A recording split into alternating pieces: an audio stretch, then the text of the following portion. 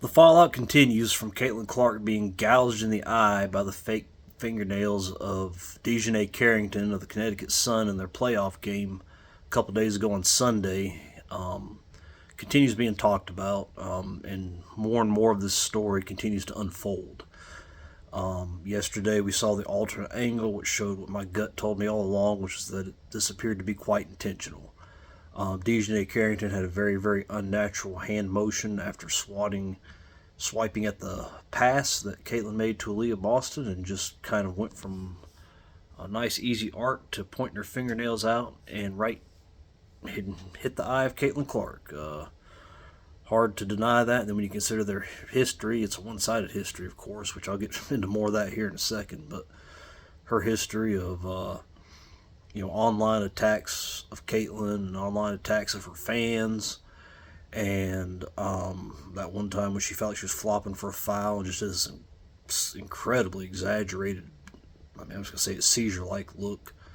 I am a paramedic, so I've seen seizures. I don't want to make light of them. But just embarrassing herself. The league, just like the league continues to do, embarrassing themselves. And today, now it's come to light that back in 2021, late 2021, less than 3 years ago, she had some very racist tweets come out, very anti-white tweets. Very much, very much about her always being on the side of black people instead of white people, no matter what, which is never a good thing. Anytime you say I'm going to automatically be on the side of somebody just because, and not including the content of their character, that's not a good thing. She's just showing herself. The more and more you look into it, the more you can see she's just a hate-filled, racist, and just incredibly jealous of Caitlin Clark, to the point where she feels the need to just constantly attack her and finally just jam her in the eye with her long acrylic fake fingernails.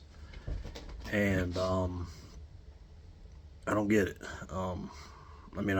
I guess I get it. She's just that person. She's that bad of a person, and it's coming across, and more is coming out, and more you can just tell without beyond a shadow of a doubt that that eye poke was indeed very much intentional. She probably had very worse intentions of what actually happened. She probably meant to either put her eye out or cause some serious permanent hearing loss, vision loss. It's just it's tough to watch. And the other thing that happened today, Caitlin Clark did what, quite honestly, I expected her to do in the post game. Surprised it took her till today. She said she didn't think it was intentional. Of course, that's been her MO all year. No matter what's happened, she's like, "No, I don't think it was intentional, or they meant anything harmful by it." Kennedy Carter hip checks her from behind. When she doesn't have a chance to brace for anything, off the ball, just hitting her just to hit her. She goes and she praises Kennedy. Angel Reese swats, just absolutely clotheslines her across the head, with the ball a good 2 feet away from Angel's arms. She's like, "Oh, it's a basketball play." She defended Angel after her unsportsmanlike actions after that NCAA final 2 years ago, or a year and a half ago. And it's kind of been her MO. The lengths that she has gone to protect the WNBA and women's basketball is crazy, to the point where, she's really risking, harming her own reputation. She's starting to come across, when she's defending these people that she has to be pissed off at, she's coming across, at worst, disingenuous, and, at best, incredibly naive. And I think a lot of us understand that, she understands her position. She can't be, calling these people out for what they are. She loves women's basketball. She wants women's basketball to succeed. And the better women's basketball does, the better she'll do. Because as much as she's driving that train, she still needs that train to stay on track, as much as everybody else is trying to yank it off track, which just makes this whole situation and the whole Caitlin Clark versus the WNBA story so incredible. Is she's done so much for them just to continue to get beaten up on. And you have to wonder, at what point does she finally just say, "Enough's enough. You guys are I've done all I can for you guys to try to get you guys out of this basement, out of this absolute bottom of the pit that you've been in for 27 years now, and you don't want to do it. And I don't get it. So, you just have to wonder how long she's going to keep that up. The fact she didn't immediately in the post-game interview like she normally would have, trying to protect Dijonai, saying I don't think that was intentional. The fact she didn't say that initially was surprising to me. And I thought, okay, maybe she's going to finally, come out and start, forcing people to be held accountable. And she's going to stop protecting them. But she went back to protecting them. It took her 2 days, but which shows that she might be finally about done. Just like those of us that have tuned in to watch her and put a lot of money into the WNBA's pockets, into these players' pockets like Dijonai Carrington. As much as we've done for them, they don't care. We're a lot of us are on the brink of wanting to just stop watching. Now, I've not. There's been a lot of times when I've wanted to, and I've kept, and I'm watching, and I'm glad I did. Because I've got to watch the Indiana Fever team come together. I've got to watch Caitlin progress. I've got to watch Kelsey Mitchell turn into a superstar. I've got to watch Aaliyah Boston turn into the superstar everybody knew she'd be. I got to watch Lexi Hull turn into a championship level starter, or at least a future championship level starter. But, at the same time, you have to say at what point is enough enough? And that's where the WNBA front office and their commissioner, Kathy Engelbert, has to do something. There's been nothing but crickets from them on this incident. And that speaks volumes. The fact they're not willing to even put out a statement or say we're reviewing it or anything like that. Dijonai Carrington needs to be suspended for the rest of the playoffs, period. You've got a fake acrylic nail, 2 inches, 4 inches, whatever it is, and you're jamming into somebody's eye. That's dangerous. That's bad. That's something that could really, really have a negative effect and really, really stain the WNBA. And they also have to understand that, somebody has to be the adult in the room here. The WNBA is a social media league. I've said it before and I'll say it again. They live in the pretend world of social media. And as long as social media likes them, they're okay, even though the reality shows they're losing $10 million a year. They're going to lose a lot more this year because they actually got chartered or got private flights finally. They don't care about that. The NBA gives them their money and they're fine with that, which again is yet another reason why socialism doesn't work. But that's neither here nor there. That's why the welfare state's been such a failure across the board, but that's neither here nor there. But at what point does the WNBA say, look, we got to start making some money here? At some point the NBA is going to say, all right, 30 years, 27 years, it'll be 35 years, who knows? At some point the NBA is going to say, look, we're done. We've done all we can. We subsidized, we've given and given and given, and that's enough. We're not going to give any more, especially if you aren't going to even try to hold up your end of the bargain and make yourself a likable product and likable people. At what point, and I'd love to hear Adam Silver's true thoughts on this.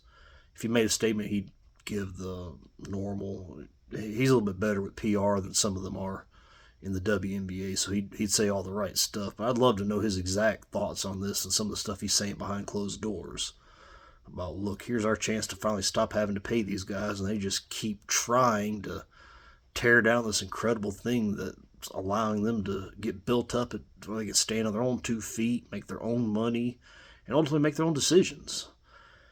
And that's where I say somebody needs to be the adult in the room, because the fact is, being social media activists, living in this, being these fake activists in this fake world of social media, they're always going to be mad. If you're worried about making them mad, they're always going to be mad, and they've always been mad. You can look at that throughout their history.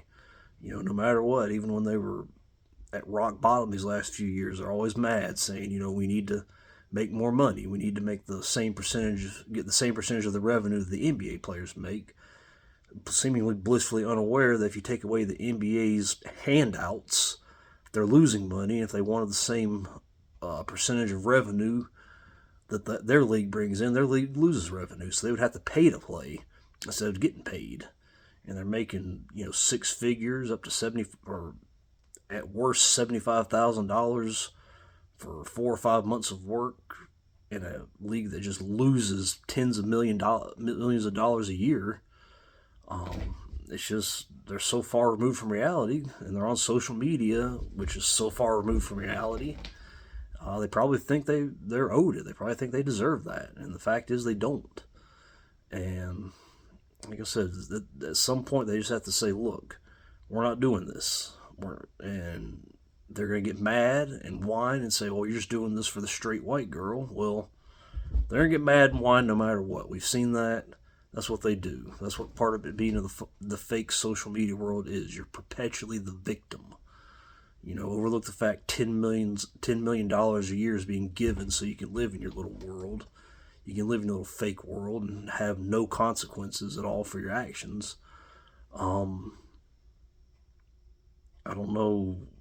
They're always going to be mad. So if they're going to be mad, at least have them mad at you making the right decisions for your league. And again, if I'm Adam Silver, I'm coming out and I'm saying something, putting a little bit of fear into them, saying, "Look, the economy's catching up to us too. Blame cord cutting if you want to. All the excuses they made for why their ratings are down, why their attendance is down. So our revenue streams aren't as good as they were. The whole world's feeling this recession. We might have to stop subsidizing the WNBA at some point, and at that point, that might wake them up if they are capable of being woken up." They claim it's funny. They're called woke when they're anything but awake. They are so far asleep at the wheel and so far in fantasy land. It's just crazy. So, I'd be interested to see. And as far as the Indiana Fever, I also want to hear from Nalissa Smith and see what she has to say about all this. I mean, it's just a tremendous conflict of interest to start with. Dating somebody, being in love with somebody on the opposing team. I mean, where's your loyalty going to be at? You got the people on the Fever that are out there, just putting it all on the line in practice and workouts and the game to make sure the Indiana Fever can be as good as possible. And that might not be her number one priority on the court. She might want to see her girlfriend, who probably has a better chance of making it somewhere this season, do something.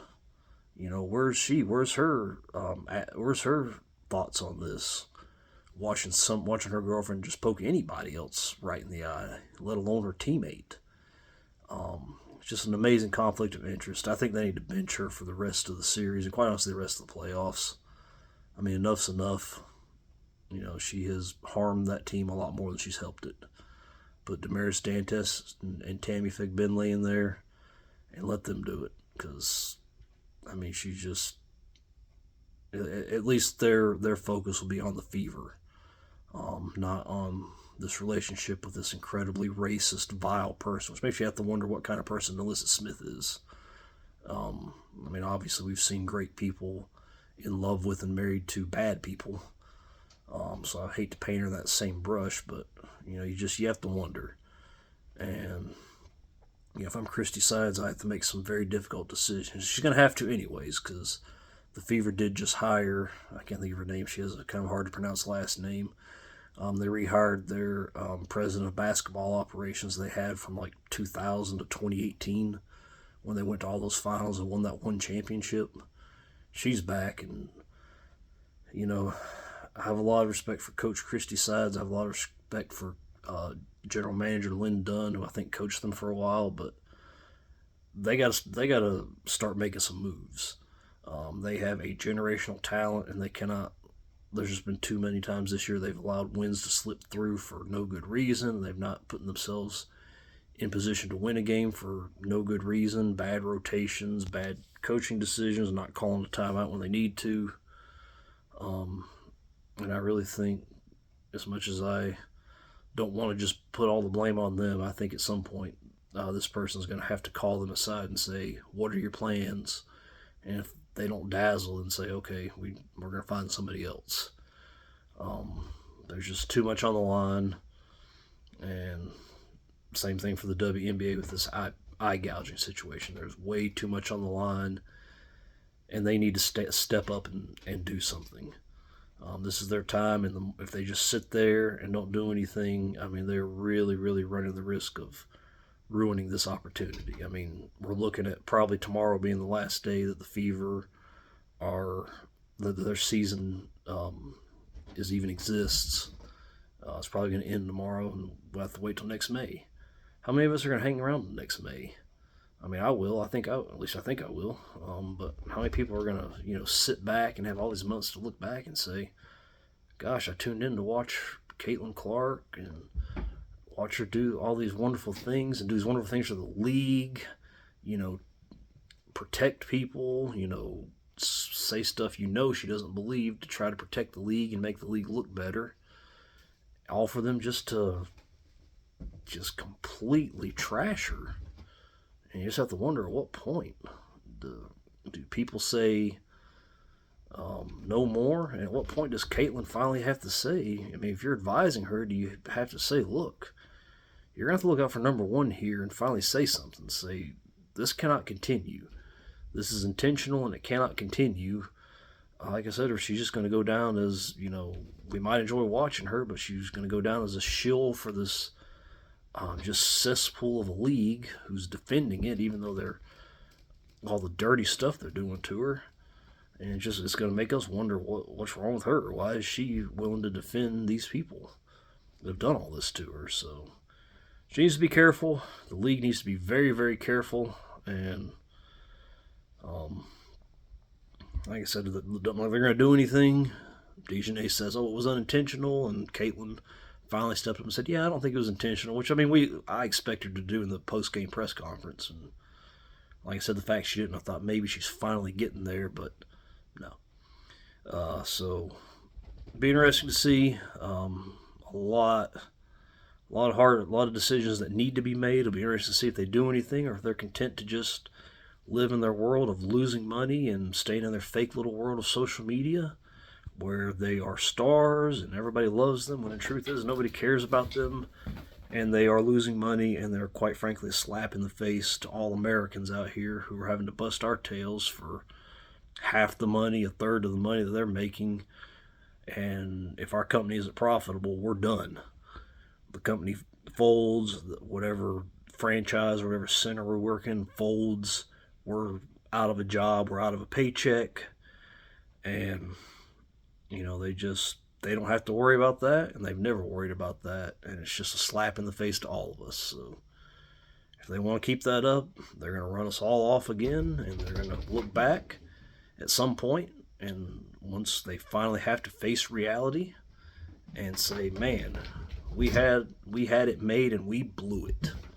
So see how it goes. Thanks to you guys again for watching. I can't believe how many people tune into these videos, and it means the world that you guys are tuning in. Subscribe if you want to. I won't fight you on that one, but hey, I'm just glad you tune in. I'm just glad to be able to make these videos. So thank you guys, and I'll talk to you soon.